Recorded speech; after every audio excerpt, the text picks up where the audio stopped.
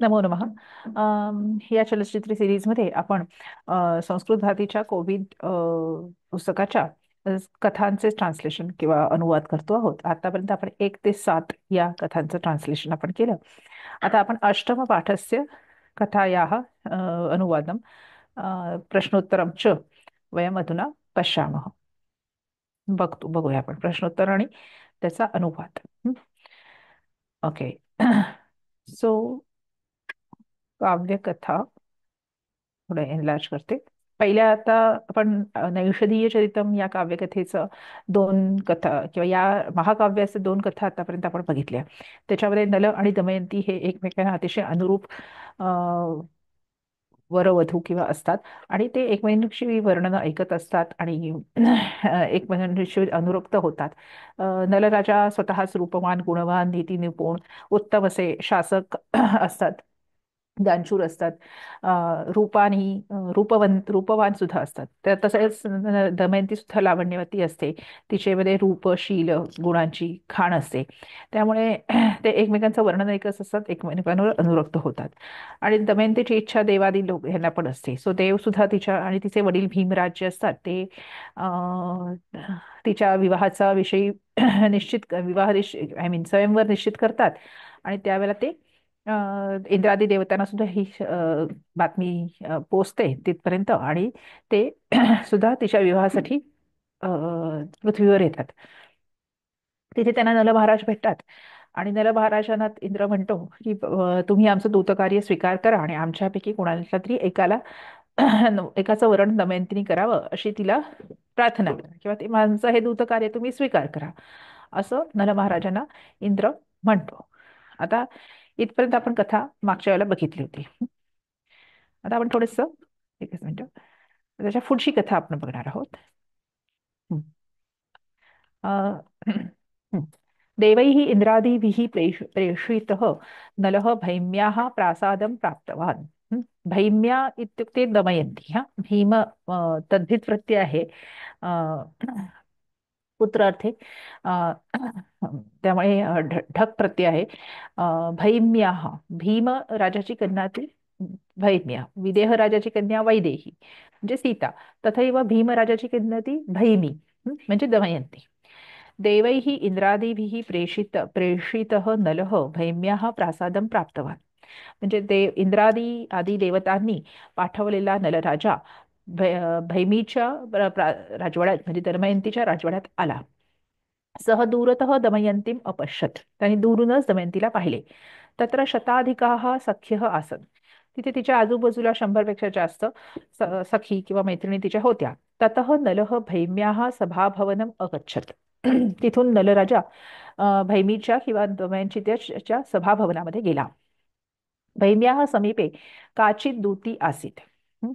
तिच्या म्हणजे भैमीच्या दमयंतीच्या जवळ एक कोणीतरी दूती. दूती इत्युक्ते दूत जसं मेल असं तसे फिमेल दूत पण असायचे. तिला दूती असं म्हणायचं. सा इंद्रेण प्रेषिता. तिला इंद्राने पाठवलेलं होतं. वरुणः अग्निः यमः इमे दिक्पालाः अपि दूतीः प्रेषितवन्तः. वरुण देव अग्निदेव यमदेव यांनी आणि इतर दिक्पालांनी सुद्धा त्यांच्या त्यांच्या फिमेल दूतींना पाठवलं होतं. किंतु दमयंती ताः सर्वाः अपि निराकृतवती. किंतु दमयंतीने त्या सगळ्यांना पाठवून दिलं म्हणजे त्यांचं बोलणं ऐकून त्यांना जायला सांगितलं. दूती भैमी समीपे इंद्रम प्रशंसती स्म. दूती काय करत होत्या की त्या भैमीजवळ म्हणजे दमयंतीजवळ इंद्रादी देवतांची किंवा इंद्राची प्रशंसा करीत होत्या. इंद्रः भवत्या वर्णीयः इति कथयती स्म च. इंद्र तुझ्याकडून वरला जावा किंवा विवाह केला जावा असं त्या सांगत होत्या. यदि त्वम इंद्रस्य पत्नी भविष्यसि तर्हि सर्वे देवाः त्वां नमस्करिष्यन्ति. म्हणजे जर तू इंद्राची पत्नी झालीस तर सर्व देव देवी देवता तुला नमस्कार करतील. इंद्रः तव पतीही भविष्यती. इंद्र तुझा पती बनेल. साक्षात विष्णू तव देवरः भविष्यती. साक्षात विष्णू हा तुझा देवर किंवा दीर बनेल. विष्णोः पत्नी तव याता भविष्यती. याता इत्युक्ते जाऊ. विष्णूची पत्नी लक्ष्मी ही तुझी जाऊ होईल. अतः इंद्रस्य पाणिं गृहाण इति वदती स्म सा. म्हणजे म्हणून तू इंद्राचं पाणीग्रहण किंवा इंद्राशी विवाह करावा, पाणी ग्रहण कर, असं त्या म्हणत होत्या. भैम्याः दूत्यः अपि तस्याः वचनं साधू इति अवोचन. म्हणजे भैमीच्या ज्या दूत होत्या, सगळ्या फिमेल दूत होत्या, त्या सुद्धा तिचं वचन म्हणजे अन्नदूत ज्या होत्या त्या सुद्धा तिचं वचन उत्तम आहे असं त्या म्हणाल्या. किंतु दमयंती दूत्याः वचनं स्पष्टं निराकृतवती. हं? किंतु दमयंतीने त्या सगळ्या फिमेल दूतांचं जे वचन होतं की त्यांचं जे म्हणणं होतं ते स्पष्टतया नाकारलं. पूर्वम एव मम पतीः नलः एव इति निश्चितं मया. ती काय म्हणाली की आधीच मी माझा पती नल असणार आहे हे मी निश्चित केलं आहे किंवा माझ्याकडून निश्चित झालं आहे. सह निश्चय नैव व्यत्यस्तः भविष्यति इति सा अवदत. ती म्हणाली की हा निश्चय माझ्याकडून व्यत्यस्त म्हणजे हा फिरवला जाणार नाही. व्यस्त परिमाण असतं ना, म्हणजे माझ्याकडून तसं परिवर्तन होणार नाही, हे तुम्ही किंवा कधीही होणार नाही असं ती म्हणाली. माया शरीरेण स्थितः नलः इदं वचनं श्रुत्वा बहु आनंदितः अभवत. माया शरीराने तिथे नल हे सर्व पाहत होता. हे सर्व पाहून आणि हे ऐकून, हे वचन ऐकून अतिशय आनंदित झाला. स्वस्मिन् विद्यमानम् अनुरागभावं ज्ञात्वा बहुधा मनसी एव प्राशंसत. म्हणजे स्वतःमध्ये म्हणजे ती स्वतःवर ती असलेला तिचा अनुराग भाव, तिचं प्रेम जाणून घेऊन तो मनामध्ये स्वतःचीच प्रशंसा त्याने केली. ततः नलः निजरूपेण दमयंत्याः पुरतः प्रकटी बभूव. त्यानंतर नलाने निजरूपेने म्हणजे स्वस्वरूपामध्ये दमयंतीच्या पुढे तो प्रकट झाला. हा यदा नलः पुरतः दृष्टः तदा दमयंती सह एव नलः इति न ज्ञातवती. म्हणजे जेव्हा नल राजा तिथे समोर प्रकट झाला तेव्हा हाच नल राजा आहे हे तिला दमयंतीला माहीत नव्हतं. आगतम पुरुषम उद्दिश्य सा म्हणजे समोर आलेल्या पुरुषाला पाहून ती म्हणाली, हो हो पुरुष श्रेष्ठ, पुरुष श्रेष्ठ म्हणजे हे पुरुष श्रेष्ठा, मम पुण्येन तव संदर्शनम जातम. हं? माझ्या पुण्याने तुझं दर्शन मला झालं. भवान एकच मिनिट, आपण पान हे करूया. हं, एकच मिनिट. हा भवान कहो म्हणजे तुम्ही कोण आहात? कथम वा अंतपुरे प्रविष्ट हो. तुम्ही आतमध्ये कसे काय आलात अंतपुरामध्ये? तव शरीरम अस्ति म्हणजे तुमचं तर शरीर आहे. अतः त्वम मन्मथः न म्हणजे मन्मथाचा दग्ध झालं होतं, आपण कुमार संभवमध्ये बघितलं होतं. म्हणजे तुमचं तर शरीर आहे आणि तुम्ही मन्मथासारखे किंवा मदनासारखे सुंदर आहात, दिसत आहात, परंतु तुमचं तर शरीर आहे. त्यामुळे तुम्ही मन्मथ किंवा मदन तर नाहीच आहात. मन्मथस्य तू शरीरम नास्ति म्हणजे मदनाचं तर शरीर नाहीये.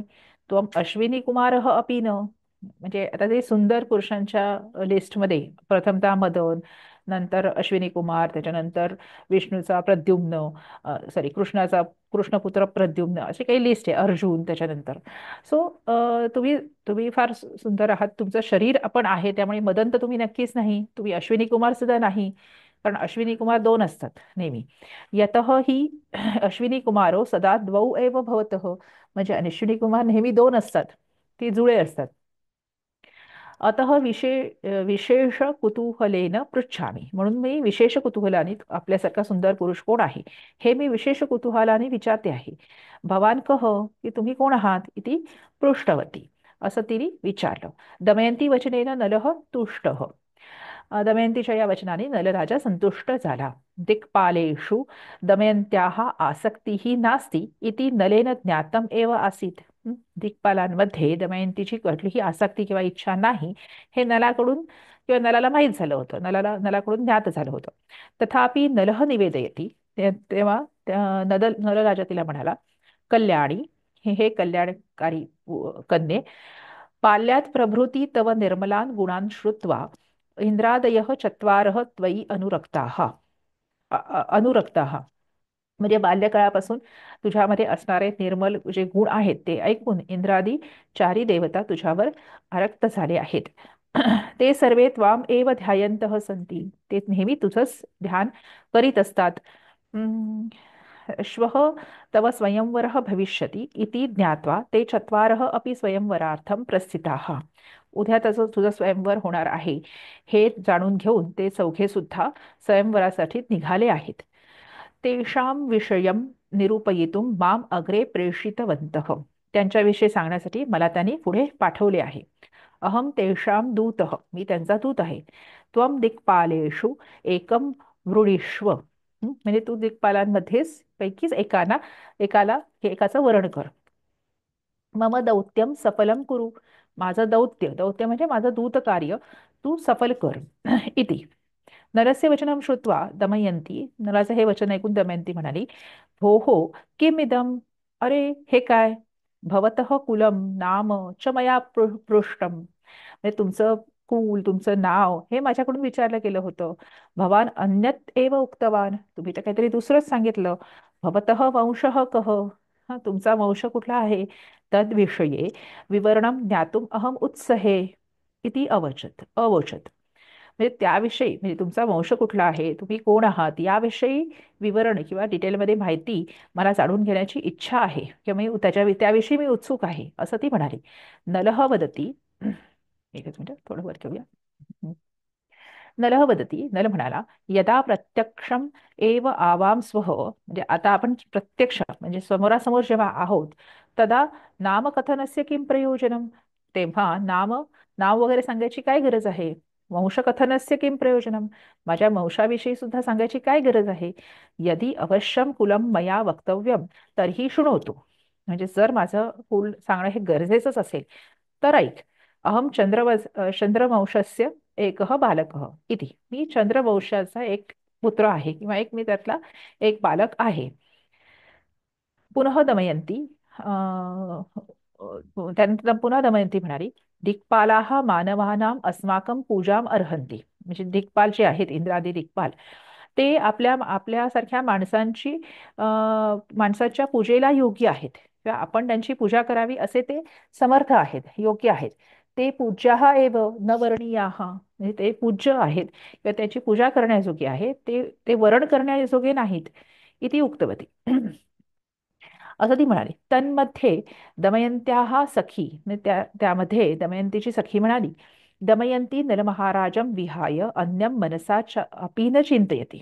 की दमयंती नलमहाराजांच्या शिवाय अन्य कोणाचेही चिंतन मनाने करीत नाही. मनसा अन्यस्य चिंतनपि पातिव्रत्य भंग कारणम इति तस्याः भावः इति सख्याः अभिप्रायं प्रकटयामास. म्हणजे मनाने इतर कोणाचेही चिंतन करणे सुद्धा पतिव्रता व्रताचे भंगाचं कारण होईल किंवा भंग कारण आहे असं तिच्या मनाचा भाव आहे असं सखीने तिचा अभिप्राय प्रकट केला. एवं संवादः प्रवृत्तः. अशा प्रकारे संवाद चालू होता बोलणं चालू होतं. अंते दमयंती नलम प्रार्थयती. शेवटी दमयंतीने नलाला प्रार्थना केली, महानुभाव भवान एव दिक्पालान प्रार्थयतो. ती म्हणाली की हे महानुभाव हे महान पुरुषा तुम्हीच दिक्पालांना प्रार्थना करा. नलह एव मम पतीही नान्यः इति. म्हणजे नल हाच माझा पती असेल दुसरा कोणीही नाही. तथापि नलह दिक्पालाः एव वर्णीयाः इति पुनः सूचितवान. तेव्हा नलाने दिक्पालांना सुवर्ण करावंस त्यांच्याशी सुविवाह करावास असं त्यांनी पुन्हा सूचना केली.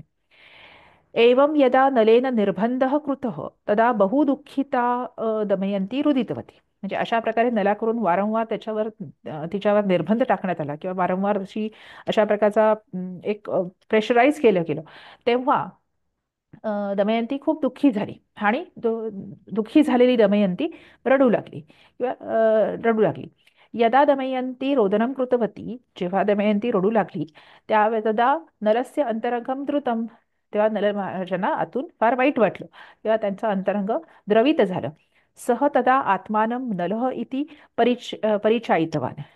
तेव्हा त्यांनी स्वतःला मीच नल आहे असं त्यांनी स्वतःचा परिचय करून दिला. दमयंती यम यम अनन्य मानसा ध्यायती स्म सह एव पुरतः प्रत्यक्ष अभवत. दमयंती अनन्य मनसेने म्हणजे अनन्य भावाने ज्याचं नेहमी ध्यान ध्यान करत असे तो स्वतः पुढे प्रत्यक्ष रूपात आला होता. दमयंती अनन्य भावेन त्वम एव शरणम इति पुनः प्रार्थितवती. म्हणजे अनन्य भावाने दमयंतीने पुन्हा प्रार्थना केली की तुला मी शरण आले आहे. दिक्पालैः सह स्वयंवरार्थम भवान अपि आगच्छतु. म्हणजे दिक्पालांच्या बरोबर स्वयंवरामध्ये तुम्ही सुद्धा या असं तिने इति स्वाभिप्रायम निवेदितवती. असा तिने स्वाभिप्राय म्हणजे असं तिने स्वतःचं मत प्रकट केलं की तुम्ही सुद्धा त्यांच्याबरोबर या म्हणजे मी तुमचं सुवर्ण करू शकेन. असतं. आता आपण हे बघूया त्याचे प्रश्न बघूया. स्टॉप शेअर करते. प्रश्न आहेत. दमयंत्याः समीपं के दूतीं प्रेषितवन्तः.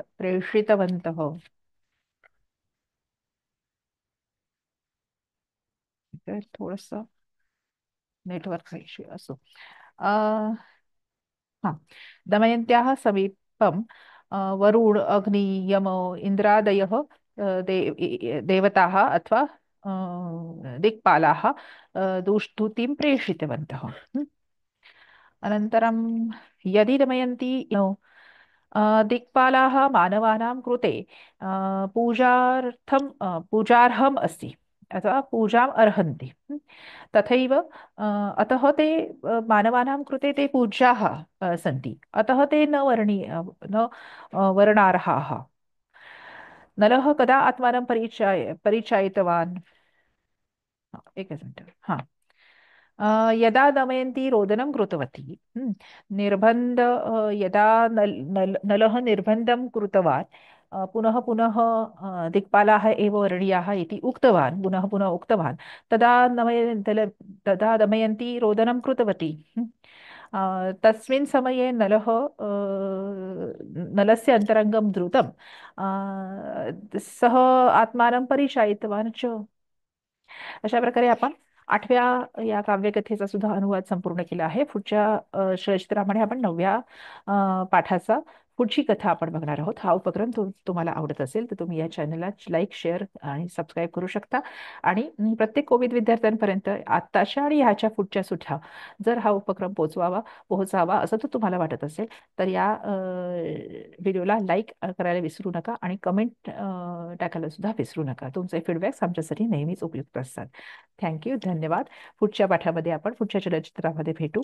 तोपर्यंत शुभम भवेत. धन्यवाद.